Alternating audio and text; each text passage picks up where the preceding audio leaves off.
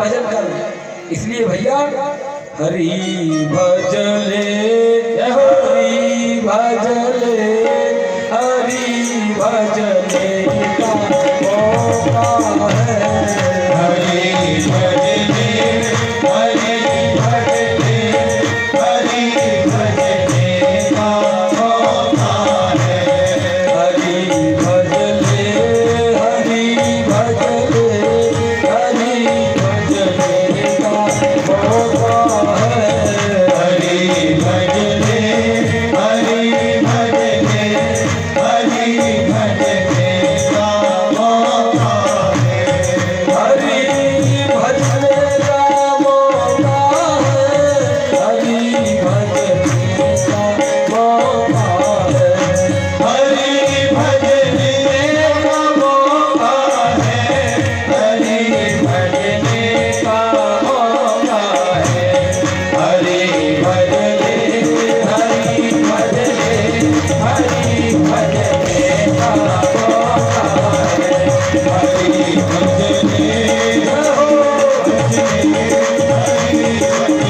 है।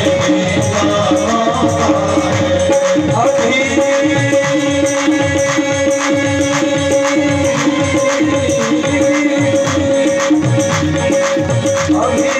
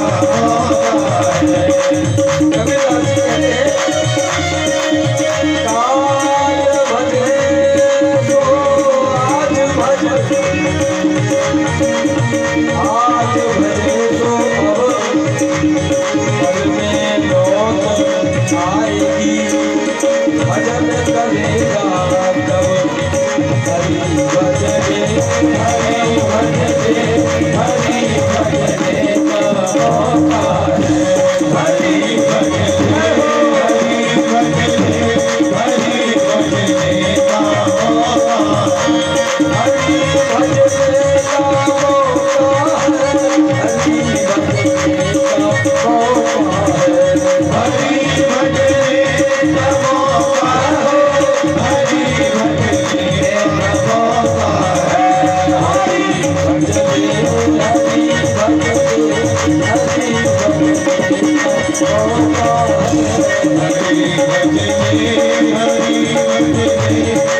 भजले का मौका है। हरि भजले हरि भजने का मौका है। अभी भजने का मौका है मेरे भाई बहन। अभी भजन कर लेना चाहिए। भगवान श्री राम जी की हस्तरेखा देखकर भगवान शंकर आनंदित हुए और दक्षिणा पाकर अपने कैलाश लौटे। फिर ऐसी कथा आती मेरे भाई बहन, धीरे धीरे भगवान बड़े होने लगे। गुरुदेव वशिष्ठ जी ने इनका नामकरण किया। नामकरण के बाद में भगवान और बड़े हुए और भगवान जब किशोर हो गए तो तुलसीदास जी कहते हैं भय कुमार जब ही सब भ्राता तो दीन जनेऊ गुरु पितु माता। गुरु पितु माता, गुरु जी पिताजी माता जी ने जब अपने बालक को किशोर देखा, जाना कि बड़े हो गए हैं, तो इनको इनको यज्ञोपवीत संस्कार कराया गया, इनको जनेऊ संस्कार करवाया गया।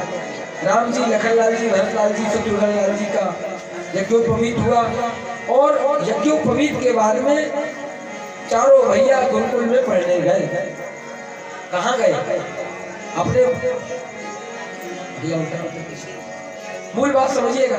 ये जो चौपाई अब बोली जा रही है ये बहुत सिद्ध चौपाई है मेरे भाई बहन। जिन बालक बालिकाओं को पढ़ने में रुचि न होती हो, ध्यान से सुनना माता, तुम्हारा काम है। जिनके बच्चे पढ़ने में मन न लगाते हो उनके लिए कहा जा रहा है ये चौपाई उनके कान में सोते समय में बोल देना।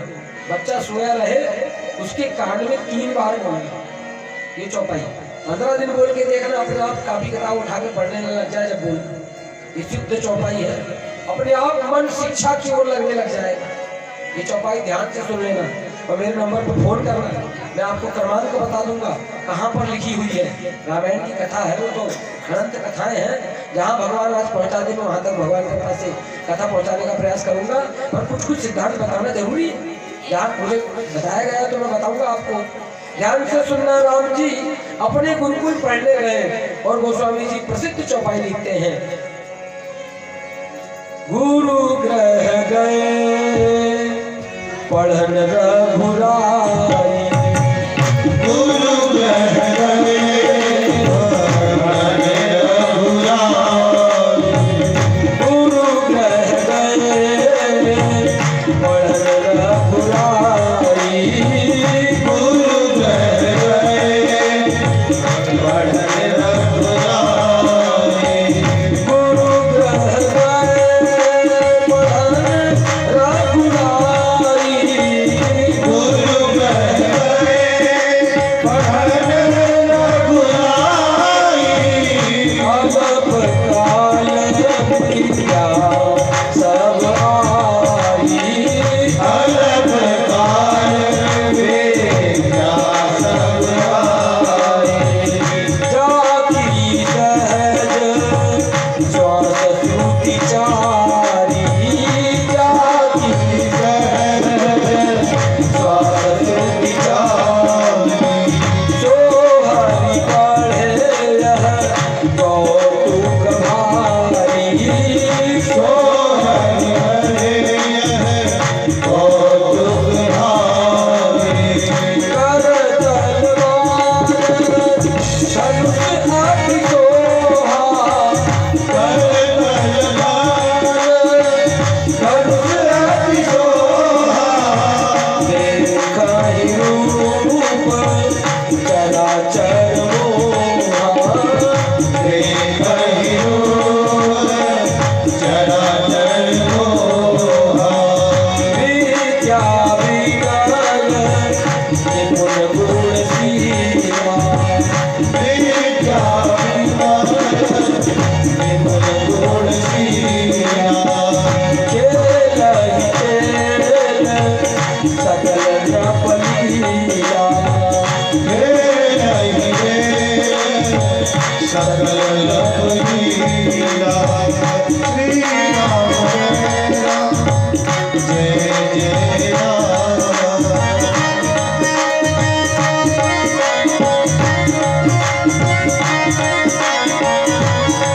जय हो।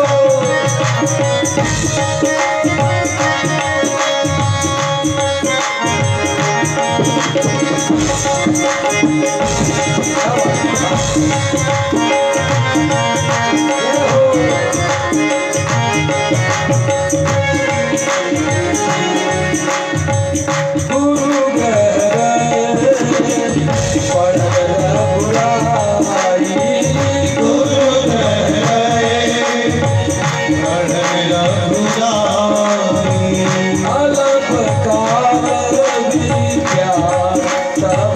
आई। अलग द्वार मेरा सब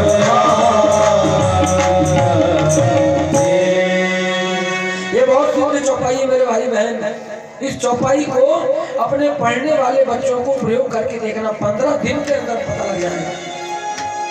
और जो कॉलेज में पढ़ते होंगे बच्चे, वो लोग बच्चे थोड़ी होते, बड़े हो गए कॉलेज में पढ़ने वाले, तो मेरे भाई बहन 40 दिन इसका अनुष्ठान करके देख लेना। कई ऐसे विषय हैं जिन पर बनता नहीं है, याद नहीं होता, ये अपने आप दिमाग बढ़ा देगी। कौन सी चौपाई है?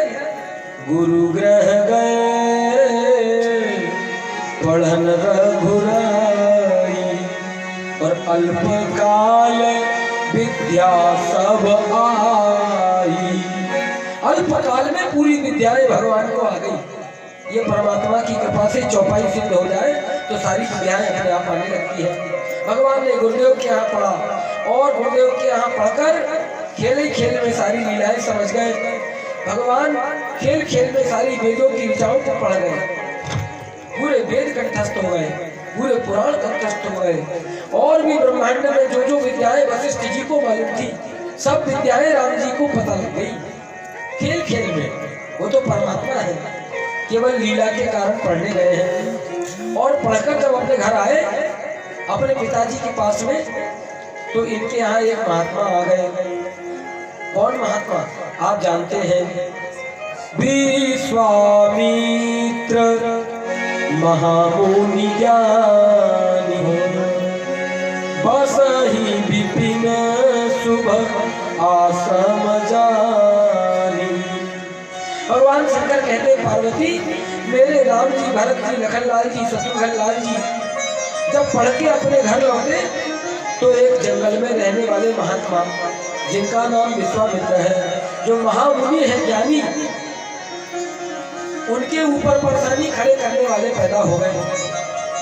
महात्मा विश्वामित्र जंगल में रहते हैं, महामुनि है, ज्ञानी है, पर बड़े सताते हैं लोग बाग इनको। कौन सताते हैं? बोले ये वन में रहते हैं, इनको राक्षस सताते हैं। तो ये करते क्या है? पार्वती पूछी क्या करते हैं? शंकर जी बोलने लगे, जह जप यज्ञ जोग मुनि कराही, अति मारीच सुबाहु ही डरही।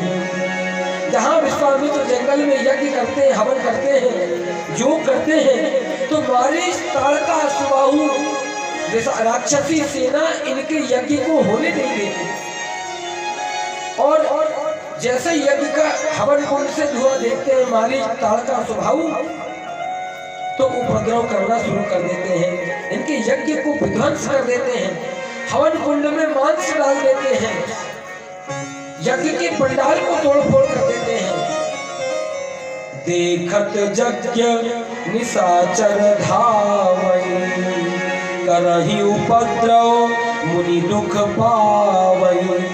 बहुत उपद्रव करते हैं पार्वती, पर एक दिन जब इन्हें अति कर दिए तो विश्वामित्र को रहा नहीं गया। विश्वामित्र को चिंता हो गई, कुछ तो करना पड़ेगा, बहुत ही इल्ली करना नहीं, बहुत मेरे पीछे बैठा है, इतनी हिम्मत, ताड़का, मारी, सुबाहु राक्षसी सेना इतनी परेशान कर रही। विश्वामित्र चाहते तो भस्म कर देते मंत्र के प्रभाव से। मंत्र हल्का समझ है, अभी मंत्र पढ़ के बाजू वाले फूक दिया जाए तो आधा घंटा बेहोश रहेगा। मंत्र में बहुत ताकत है, मंत्र हल्का नहीं है। विश्वामित्र चाहते तो मंत्र से इनको नष्ट कर सकते थे, पर विश्वामित्र को चिंता हो गई। किसकी? तुलसीदास जी लिखते हैं, गाधि तनय मन चिंता व्यापी, गाधि तनय मन चिंता व्यापी, गाधि तनय मन चिंता व्यापी, गाधि तनय मन चिंता व्यापी, हरि बिनु मरहि न निशाचर पापी, हरि बिनु मरहि न निशाचर पापी, हरि बिनु मरहि न निशाचर पापी, हरि बिनु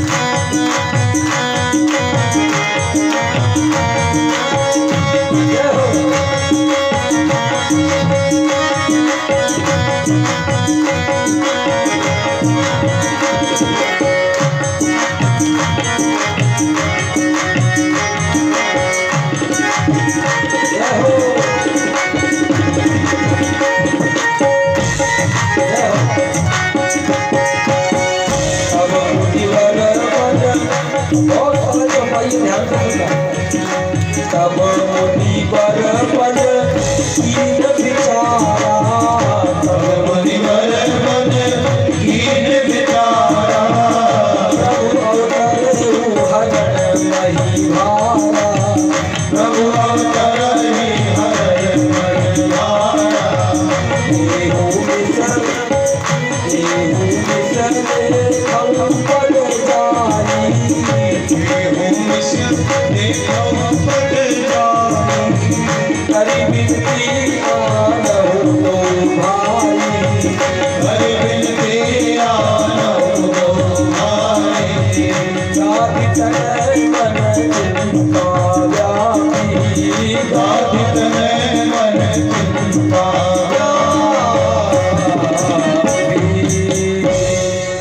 गाधी राजा के बेटे विश्वामित्र को चिंता व्यापी कि हमारी ताड़ का स्वभाव मुझे बहुत पसंद करते हैं। गोस्वामी जी ने चौपाई लिखा, गाधी तनय मन चिंता व्यापी, चिंता शब्द लिखा। अच्छा एक बात बताना बड़े भाई बहन, गाधी राजा के बेटे विश्वामित्र हैं और विश्वामित्र संत हैं, तो संत को चिंता व्यापना चाहिए क्या? संत को चिंता करनी चाहिए कि चिंतन? क्यों नहीं है? संत को चिंता करनी चाहिए कि चिंतन करना चाहिए? संत के बालना बच्चे कहा का चिंता कर रहे हैं, घर में द्वार चिंता का ही इनको बाबा है, कोई बात ही नहीं है, किसी बात की कोई चिंता नहीं करनी चाहिए। संत को परमात्मा का चिंतन करना चाहिए।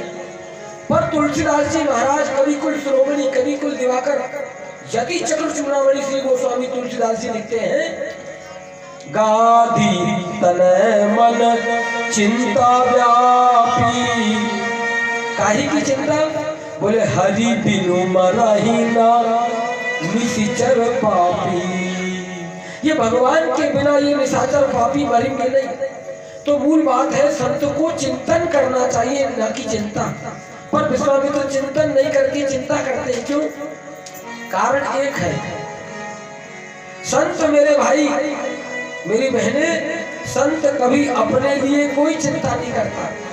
संत जिस दिन संत बनता है, जिस दिन साधु बना है, वो अपने घर को छोड़कर बना है, संसार के कल्याण के लिए साधु बना है। तो संत जब भी कोई भजन करता है, तपस्या करता है, तो जगत के कल्याण के लिए करता है। संत जब भी चिंता करता है तो जगत के कल्याण के लिए चिंता करता है, अपने कल्याण के लिए नहीं, क्योंकि इनका नाम ही विश्वामित्र है। अच्छा, विश्वामित्र का क्या नाम है? विश्वामित्र का मतलब क्या हुआ? विश्वस्य मित्र यह स विश्वामित्र, जिसका पूरा विश्व ही मित्र हो वो विश्वामित्र है, या जो मित्र हो जाए सारे जगत का वो विश्वामित्र है। तो विश्वामित्र महाराज को अपनी चिंता नहीं हुई, विश्वामित्र महाराज को जगत का चिंता होने लगी कि हमारी ताड़का स्वभाव की गेंद बढ़ रही है और इनकी गेंद को ठंडा करना बहुत जरूरी, बहुत बढ़ रहा है, तो इनको बिना भगवान के कोई मार नहीं सकता। श्री विश्वामित्र ने मन में विचार किया कि भगवान ने अवतार तो इन्हीं के लिए धारण किया हुआ है, परमात्मा का अवतार हो चुका है, क्यों ना अयोध्या जाके राम लक्ष्मण दोनों को दर्शन करूं और राजा दशरथ जी से इनको मांग लूं और ये मांग के लाऊं और ये राजा दशरथ जी के बेटे राम लक्ष्मण राक्षसों का वध करके संसार से निशाचर प्रवृत्ति को मुक्त कर दे। ऐसा मन में विचार कर रहे थे, बहुत विचार किया। गोस्वामी जी लिखते हैं, बहुविधि करत मनोरथ जात लाग नहीं बार, करी मज्जन सरजू जल गए भूप दरबार।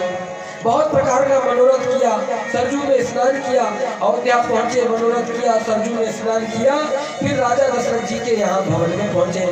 तुलसीदास जी कहते हैं, मुनिया गमन सुना जब राजा, मुनिया गमन सुना जब राजा, मिलन गयऊ लेत समाजा, मिलन गयऊ लेत समाजा, करि दंडवत मुनि सनमानी, करि दंडवत मुनि सनमानी, निज आसन बैठारे आनी, निज आसन बैठारे पखारी कीन अति पूजा, चरण पखारी कीन अति पूजा, वो सब आज धन्य नहीं पूजा, वो सब आज नहीं पूजा, वो सब आज धन्य नहीं पूजा, वो सब आज धन्य नहीं पूजा। राजा दशरथ जी को पता लगा अयोध्या में विश्वामित्र आए हैं, महामुनि आए हैं। दशरथ जी ने विश्वामित्र के स्वागत में महात्माओं को, संतों को, ब्राह्मणों को साथ में लिया और विश्वामित्र की अगुवाई की। विश्वामित्र को बुला के प्रणाम किया, विश्वामित्र को प्रणाम किया और अपने कमरे में ले गए, भवन में ले गए। उनके पांव को धुलवाया गया, पद प्रक्षालन हुआ। पद प्रक्षालन हुआ और विश्वामित्र को राजा दशरथ जी ने अपने सिंहासन पर बिठलवा दिया और बहुत प्रकार की कुशल क्षेम पूछे और बहुत सुंदर भोजन करवाया। तुलसीदास जी लिखते हैं, विविध भांति भोजन करवावा, मुनिवर हृदय हरस अति पावा। बहुत सुंदर भोजन करवाया। इससे हमारे जीवन में क्या शिक्षा मिली मेरे भाई बहन, ध्यान से सुनना।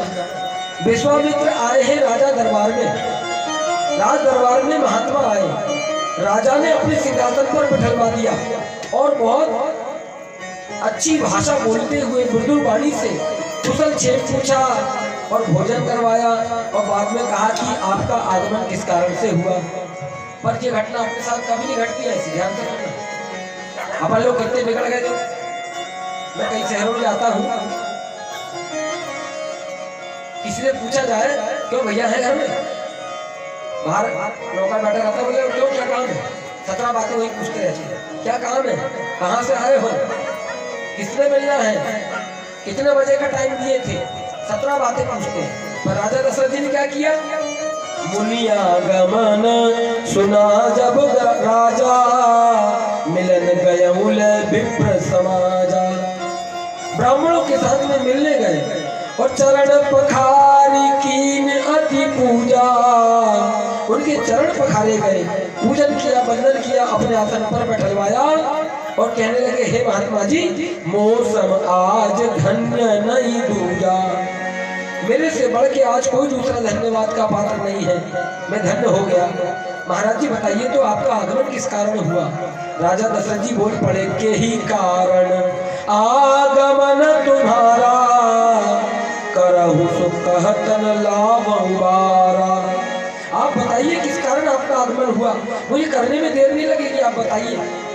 इसी समय में गुरुदेव वशिष्ठ आ गए और गुरुदेव वशिष्ठ आ गए और गुरुदेव वशिष्ठ ने भी विश्वामित्र को प्रणाम किया, विश्वामित्र ने गुरुदेव वशिष्ठ को प्रणाम किया और राजा दशरथ जी और वशिष्ठ जी आपस में कुछ चर्चा करने लगे। महात्मा को भोजन करवा के बैठलवाया राजा दशरथ जी ने। वशिष्ठ जी और दशरथ जी चर्चा करने लगे। वशिष्ठ जी के साथ चर्चा करते करते राजा दशरथ जी के मुंह की झाइयां उतर आई, मुंह कुछ संकुचित हो गया, मुखमंडल में आभा कम पड़ गई। राजा दशरथ सोच में पड़ गए। वशिष्ठ जी ने कहा, राजन, आप महात्मा को बुलवा के सेवा कर रहे हो और फिर सोच में पड़ गए, ऐसा क्यों। दशरथ जी ने कहा, हे गुरुदेव, वशिष्ठ जी अयोध्या आए, ये विश्वामित्र जी अयोध्या आए हैं, इसका मतलब यह है अयोध्या में अब संकट आने वाला है। बोले ऐसा क्यों बोलते हो, ये तो साधु हैं और साधु के होए न कारज हानि, ये तो साधु है, साधु के आने से संकट कैसा। गुरुदेव क्या बताऊं, विश्वामित्र जी हमारे रघुवंश में एक बार और बहुत पहले आए थे। जिस समय वो आए थे तो हमारे रघुवंश में पूर्व जन्म में, पूर्व समय में हमारे खानदान के एक राजा हुए थे हरिश्चंद्र। एक बार अयोध्या में आए थे तो हरिश्चंद्र की दुर्दशा बिगड़ गई थी। एक बार अयोध्या में विश्वामित्र आए थे राजा हरिश्चंद्र के समय में, तो हरिश्चंद्र की घटना पूरी जिंदगी लोग याद रखते हैं। कपड़े तक बिक गए थे, इतनी स्थिति खराब हो गई थी। उसके बाद आज आए हैं, पता नहीं अब क्या लेके जाएंगे, भगवान ही जाने।